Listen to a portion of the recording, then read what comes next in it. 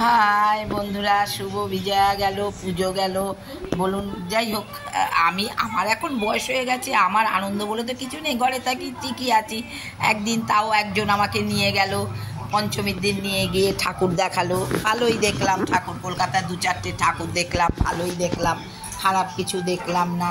হ্যাঁ, ঠিকই আছি। হ্যাঁ, চলছে গতানুগতি, ঠিকই। প্রবলেম তো কিছু নেই, একা আছি, ভালো আছি, কোনো প্রবলেম নেই দিদি। আমি যথেষ্ট ঠিকঠাক আছি, আমি নিজেরটা নিজে করে কেটে খাই, একা থাকি, আমার তো কোনো প্রবলেম নেই। আমি ভালো, আপনাদের নিয়ে আছি, কত সুন্দর। কিন্তু আমাকে থাকতে দেবে না, জানেন তো, আমাকে থাকতে দেবে না। কি আজে বাজে উল্টো পাল্টা। আমি আমি আমি যখন গেলাম ছেলের কাছে, জানেন, ওর বাবা চলে গেল, তারপর ছেলে কাজ করে, বললাম আমি 1 মাসের মধ্যে, এ তো আর এখান থেকে ওখানে না, ছেলে তাকে ইউকেতে নিয়ে যাওয়া যায়। ভিসা টিসা সব করে টোরে রেখে গেল, 1 মাস পর ভিসা হলো, তারপরে নিয়ে গেলাম ছেলের কাছে। গেলাম, বলুন, এটাকে ছেলের কাছে মা যাবে, সেটা কি? আমি শাড়ি বিক্রি করে ছেলেকে মানুষ করেছি, সেটা কি শাড়ির কাস্টমার আর ব্যবসাদার হয়? বলুন তো। আমি ছেলের কাছে মা তো সবসময় যেতেই পারে। হ্যাঁ, আমার বউ বলছে ভালো ছেলে পেয়েছি, আমি ভেবেছি ছেলের কাস্টমার, তার গায়ে ঝুলে পড়লাম। ওমা, আমি ছেলের কাছে যাব, সেটা কাস্টমারে ঝুলে পড়ার কি আছে? যাই হোক, সে যা খুশি বলে বলুক, আমি ওতে গুরুত্ব দিই না। কিন্তু জানেন, অন্যের নাম দিয়ে মাসিমা মাসিমা যা খুশি তাই বলে। কি দরকার তোর এইসব বলার? আমি এখানে একা আছি, ঠিক আছি। হ্যাঁ, আমাকে আমার ওই যে মেয়ে বলি, ও ও একটা বস্তির মেয়ে, সে পেটের মেয়ে হয়ে গেল, সে আমার দেখাশোনা করে, আমার রোজ ফোন করা, খবর নেওয়া, কেমন আছো না আছো। ওরও তো সংসার আছে, 2টো মেয়ে, ছেলে, শ্বশুর মারা গেছে, শাশুড়ি আছে, দেওর আছে, বর আছে, তাদের নিয়ে সুখেও সংসার করছে, আবার আমাকেও দেখছে, আমার প্রতিও ওর চিন্তা। বলছে তো মেয়েরা বড় হলে, মেয়েরা 12 ক্লাস দিয়ে পাস করলেই কলেজে উঠবে, তোমার ওখান থেকে যাবে, তোমার কাছে চলে যাবে। আমিও বাঁচবো, তোর মেয়েরা আমার কাছে থাকলে, 2টো মেয়ে আমার কাছে থাকবে, এখান থেকে কলেজে যাবে আর আমার কাছে থাকবে, আমিও নিশ্চিন্ত হয়ে যাব। যাই হোক, আর কয়েকটা দিন কষ্ট করি। কিন্তু তোর আজে বাজে কথা বল, আমার নিজের লোকেরা কি আজে বাজে আমাকে কথাবার্তা বলছে, কি দরকার? আমি একা, জানেন, আমি আসার দিন আমায় বলছে যাচ্ছে তো উপরে গিয়ে লাট খাবে। বলুন তো, কত কষ্ট করে সন্তানকে মানুষ করে, সেই সন্তান যদি বলে উপরে যাচ্ছে লাট খাবে, কেমন লাগে আপনাদের বলুন? হ্যাঁ, কম করেনি, প্রচণ্ড। আমি তো ফেসবুক অত করতে পারতাম না, এখন তো আমি খুব ভালো অনেক কিছু শিখে গেছি। যে আমার বন্ধুরা বলে, 2-1জন, আমি বন্ধু রাখিনি, 2-1জনকে রেখেছি, তারা বলে যে তুমি কত কিছু, সে তারা পাশ করা আর 2-3টে ডিগ্রি আছে, পরে বলে আমাদের থেকে তুমি অনেক কিছু শিখেছো। আমায় বলে ওপরে গিয়ে লাট খাবে। হ্যাঁ, পুলিশ দিয়ে আমি আসার পরে আমার সিম কার্ড খুলে আমার কাস্টমারদের কাছে, এটাতে তো তোরই মান সম্মান যায়, আমার কিছু হয় বলুন? আমাকে তো সবাই চেনে জানে, আমাকে তো এখনও লোকে বলে তুমি তো বৌদি কোনো দিন বলনি যে তোমার ওই সেই। আমাকে আমার বর বলতো শাড়ি দেবে, কাপড় নেবে, টাকা নিয়ে আসবে। কত কষ্ট করে 2 হাতে ব্যাগ টেনে, জানেন, ওর বাবা পাজামা পরে অফিসে গেছে, মায়না পেয়ে মা টাকা নিয়ে নেই, আমার শাশুড়ি সাহেব জিজ্ঞেস করছে কী হলো, তুমি পাজামা পরে কেন আসো? তখন বলে যে টাকা কী করো? বলে মা নেই এনে, বলে এই মাসে মাইনা পেলে আমার সঙ্গে যাবে। সেই সাহেব ওকে নিয়ে গিয়ে জামা প্যান্টের পিস কিনে দিয়ে বলেছে দোকানে বানাতে দেবে, টাকা দেবে, তারপরে মার হাতে গিয়ে দেবে। জানেন, 2nd মান্থ থেকে ফুল প্যান্ট আর জামা পরে যায়। সেই লোক নিজে শখ করতে পারেনি, কি শখ, সাফারি, 3.5 বছর বয়সে সাফারি এনে দিয়েছে। জানেন, আমার এখন ছেলে বলতেও লজ্জা করে, এনে দিয়েছে। জানেন, আমার পাশের বাড়িকে দেখাতে গেলাম, সে বলছে এখনই সাফারি পড়াইতেছেন, বড় হইলে পারবেন তো? বিয়ের সময় 10,000 না 12,000 টাকার সেন্ট এনেছিল, তাকে কথা শুনে আমি না সত্যি কথা বলতে কারোকে ভয় পাই না। তাকে বলেছিলাম, আপনি বলেছিলেন না সাফারি বড় হইলে পারবেন, দেখেন বিয়ের সেন্টটাও 10-12 হাজার টাকা না কত হাজার টাকা দিয়ে নিয়ে এসছে। আমি তো জিজ্ঞেস করতাম না, আমি তো কোনো দিনই জিজ্ঞেস করিনি কত পাস, কী করিস না করিস। হ্যাঁ, কোনো দিনও না আমি গেছি, তাও জিজ্ঞেস করি না।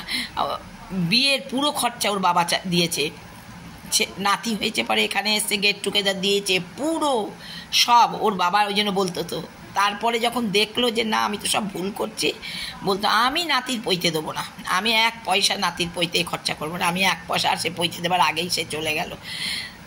তারপরে কি জ্বালিয়েছে। ওর বাবা অফিস করতো, ওর বাবা একটা চিফ অফিস সুপারিনটেন্ডেন্ট ছিল, একটা বড় পদে ছিল। আমি ছেলেকে, জানেন, কোথাও কিছু অন্যায় করলে এ করলে তা করলে আমি খুব স্পষ্টবক্তা। আমি দৌড়িয়ে ছুটে নিয়ে আসা, ছেলেকে শাসন করা, ছেলেকে বলে দেওয়া, বাবাকে বলে দেওয়া, বাবাকে দিয়ে খুব মার খাওয়াতাম। হ্যাঁ, আর আমার আমার যে শাশুড়ি জানেন 8 মাসের আমার শাশুড়ি আমার ছেলেকে একটা দিনও তেল মাখায়নি, একদিনও চোয়নি। খুব আমি বড়লোকের মেয়ে ছিলাম তো আমাকে ঠিক মেনে নিতে পারেনি। আমার চুল কাটা কাপড় কাটা কম করেনি। আমার শ্বশুর বলে গেছে যে জানো তো তোমার কাছে ক্ষমা চাই, ওরা তোমার লাগে হিংসা করে। হ্যাঁ, আর আসলে কি আমার ছেলে আমাকে ভাবছে কত রকম বলে আমাকে, আর আমার 70 বছর বয়স হয়েছে, আমাকে কত রকম বলে আমাকে ব্রেনটা পাজেল করে দেবে। আরে বলে কি হবে, উপরালা তো আছে, তুই তো তোর নিজেরই তো করছিস, খারাপ করছিস, কম তো আমাকে করছিস না। জানেন কি বলা যাচ্ছে তাই।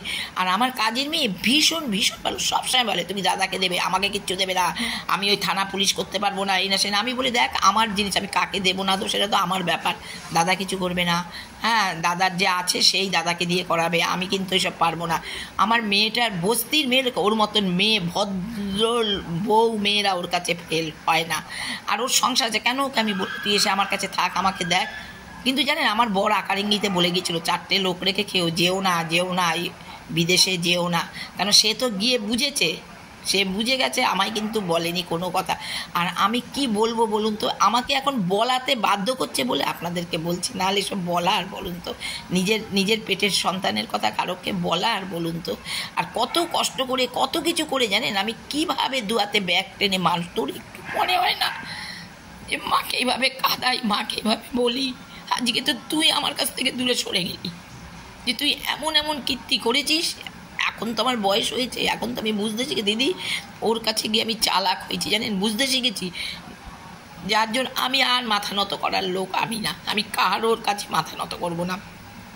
আমার নিজের কত কাস্টমার আমি সবাইকে আউট করেছি, কেন তারাই বলবে ও খবর নেয়, এই যে বলে তুমি এত কষ্ট করেছো, ও খুব বাজে কাজ করলো তোমার সঙ্গে খুব। আমি বলে দুধ ছাড়ো তো, আমি পাত্তাই দিই না, ছাড়ো তো, আমার তো বর পয়সা রেখে গেছে, আমার তো ওর কাছে তাগাদা করতে হচ্ছে না। যদি আমার পয়সা না রেখে যেত দিদি, আমাকে রেল লাইনে গলা দিতে হতো, ও আমায় পয়সা খেতে দিত না। আর সেই কীভাবে ওকে তৈরি করেছি, কষ্টের পেতে দিইনি ওকে ছোটোর থেকে জানেন। সে ডিম সেদ্ধ, ফলের রস, আমার বোন কত কিছু বলতো। হ্যাঁ, কি করেছি, জামা প্যান্ট পোশাকই সুন্দর, কি করেছি আর কি করিনি আমি ওকে জানেন। আর মানে বেশি করে ফেলেছি, আমার ভুলটা আমার, এখন বুঝি অতিরিক্ত করে ফেলেছি জানেন। এমন কিছু না, এমন কিছু ছিল না, কিন্তু পয়সা দিয়ে ওকে আমি যখন যেটা বলে সেটা করছি। তোর একটু কষ্ট হয় না যে যে ভদ্রমহিলাটা তো একা রয়েছে, হ্যাঁ, কেন ওনাকে আমি ব্রেনটা ওয়াশ করি, কেন ওনাকে মানতে পারছে না, তো বুঝি তো, সবই তো বুঝি আমি, এখন আমি বুঝতে শিখে গেছি দিদি, আমি এখন বুঝতে শিখেছি, জানি তো ভেতরে তো যন্ত্রণা, ও তো কোনোটাই ভালো পেলো না, ওর নিজেরটাও ভালো পায়নি, আর ওর মা যা ওকে করেছে আর তার বিনিময়ে ও যা করছে, আমার 2 চোখ দিয়ে জল পড়া মানে তোরও জল পড়বে। তুই ভাবিস না যে তুই ভালো থাকবি, থাক, ভালো থাক, সুস্থ থাক। আমি ঘরে দুয়ারে থাকি, আমি কারোর সঙ্গে মিশি না, মিলি না, তাতেও দোষ, যা খুশি বলে বলুক। টাটা। আপনাদের সঙ্গে একটু কথা বললাম, শেয়ার করলাম, ভাল লাগলো।